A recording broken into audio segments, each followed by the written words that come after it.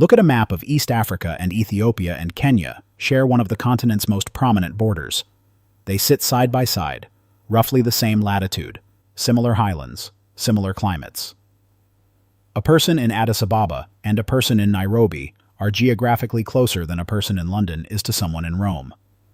And yet, when scientists compare their DNA, they find something that defies that proximity.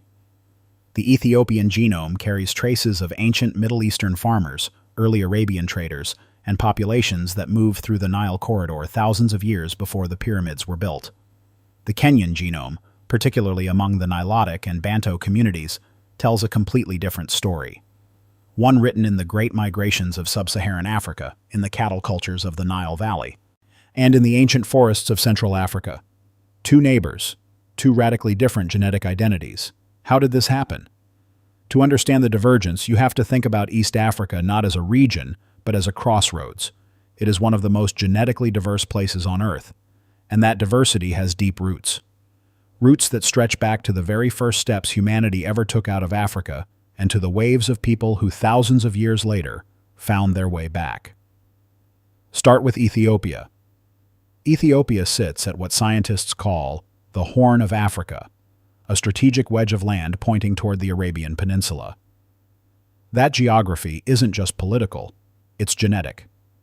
For tens of thousands of years, the Horn acted as a two-way corridor. Early modern humans moved out of Africa through this zone roughly 60,000 to 70,000 years ago, but traffic also moved back in. Arabian and Near Eastern populations returned across the Red Sea and the Gulf of Aden at multiple points in prehistory, carrying with them genetic lineages that would permanently alter the Ethiopian population. This is called back migration, and Ethiopia is one of the clearest examples of it on Earth. The Red Sea, which today looks like a barrier, was during certain periods of lower sea levels narrow enough to cross with basic watercraft, and ancient people did exactly that repeatedly in both directions. Each crossing left a biological deposit in the populations on the receiving end. The genetic signature of this back migration is called Eurasian admixture. In Ethiopian populations, particularly the Amhara, the Tigrinya, and the Oromo, a Eurasian ancestry can account for between 25% and 40% of the total genome depending on the community. In some highland groups, researchers have found this signal is even higher.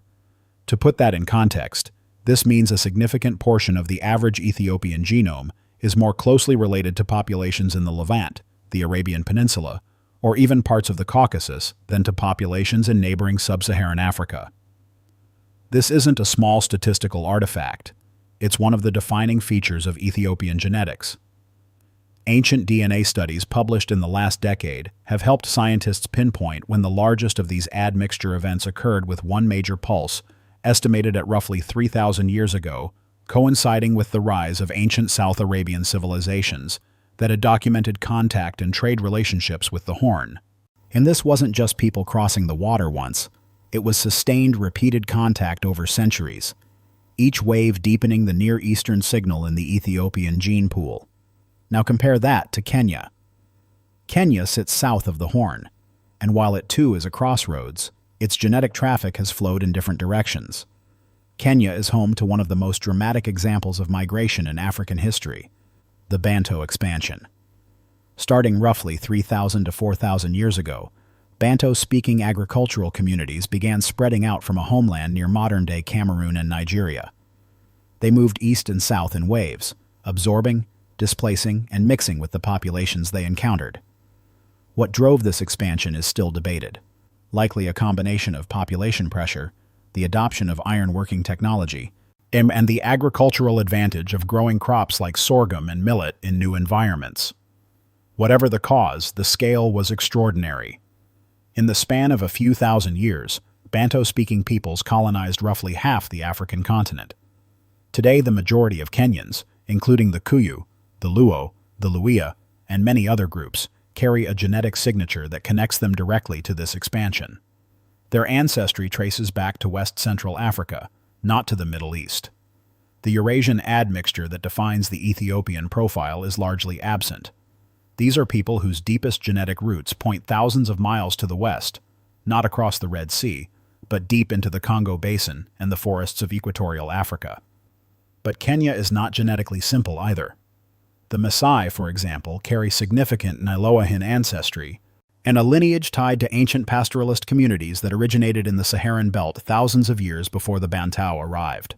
When the Sahara was wetter and more hospitable, a period scientists call the African humid period, which ended roughly 5,500 years ago, pastoralist populations spread across vast stretches of North and East Africa.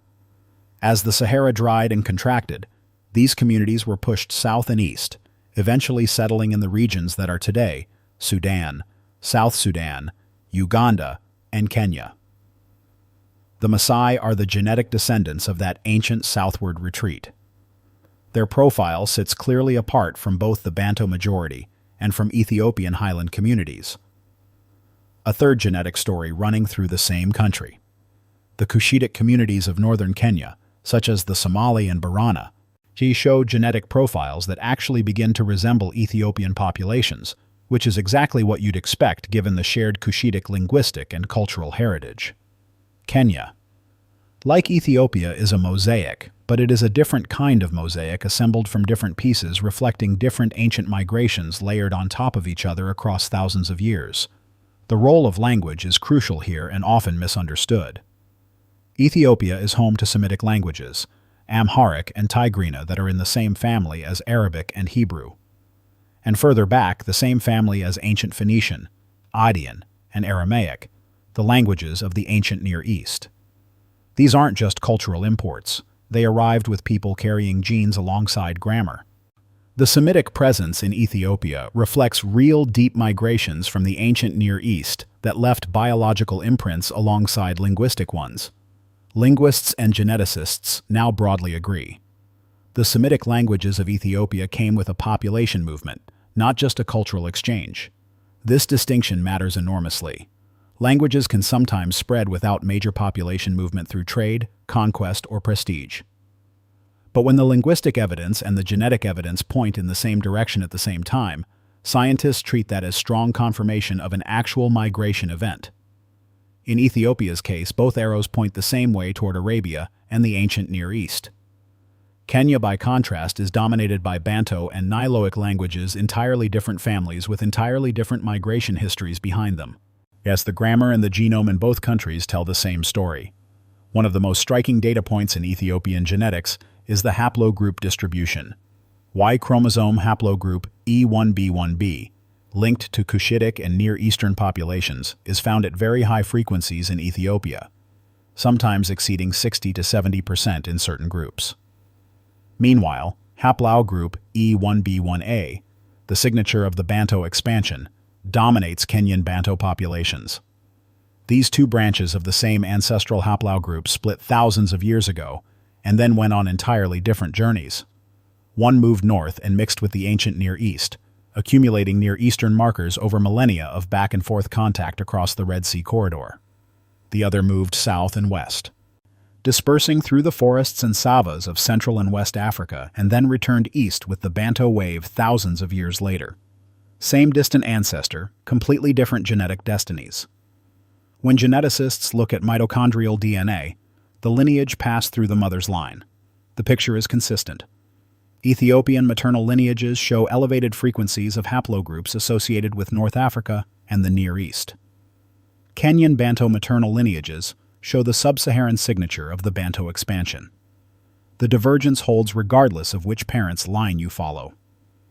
There is one more layer that separates these two populations: ancient isolation. Ethiopia's highland terrain is one of the most topographically extreme environments in Africa. The Ethiopian plateau sits at an average elevation of over 2,000 meters, ringed by escarpments and cut by deep gorges. This geography acted as a natural barrier for millennia, slowing gene flow between highland communities and their neighbors. Scientists have found that some Ethiopian highland populations show signs of genetic drift, the kind of subtle marker that emerges when a population reproduces largely within itself over long periods. Genetic drift quietly amplifies certain variants and suppresses others, carving out a distinct genetic signature that sets a population apart from its geographic neighbors. Over thousands of years in communities separated by altitude and topography, these effects compound. This isn't unique to Ethiopia. But the degree to which the highlands functioned as a genetic fortress helps explain why Ethiopian genetic profiles are so distinct, even from neighboring Cushitic populations in the lowlands, communities who live just a few hundred kilometers away, but whose genomes reflect significantly more outside mixing. The plateau didn't just preserve Ethiopian culture, cuisine, and architecture across millennia. It preserved the genome. Kenya's geography worked differently. The Great Rift Valley cuts through Kenya like a spine, but it also functioned as a corridor, a migration highway for both humans and animals. Rather than isolating populations, Kenya's terrain tended to channel movement and mixing. The same valley that today draws wildlife tourists from around the world was for tens of thousands of years one of the primary routes through which populations moved up and down the eastern side of the continent. This facilitated the kind of ongoing genetic exchange that is visible in Kenya's diverse haplogroup profile today, a landscape where Banto-Nilotic and Cushitic lineages can be found within close geographic proximity. The result of centuries of overlapping migrations funneled through the same corridor, promoting continuous mixing. What does all of this mean when scientists compare the two populations today? On genetic maps of Africa, Ethiopian populations cluster significantly closer to populations in North Africa, the Horn, and even parts of the Arabian Peninsula. Kenyan Bantu populations cluster with Central and East African Bantu groups. The distance between an average Ethiopian and an average Kenyan Bantu on these maps is not just statistically significant. It reflects fundamentally different origin stories. Stories written in Ice Age migrations, Arabian backflows, Bantu expansions, and highland isolation. When researchers run principal component analyses, the mathematical tool used to visualize genetic distances between populations, Ethiopian and Kenyan samples consistently separate into distinct clusters, pulling in nearly opposite directions on the African genetic map. This is not a subtle statistical signal. It is one of the most consistent findings in East African population genetics. Today, when you walk through Addis Ababa or Nairobi, you are walking through the living result of these ancient movements. Every face carries a chapter of a story that predates recorded history by thousands of years.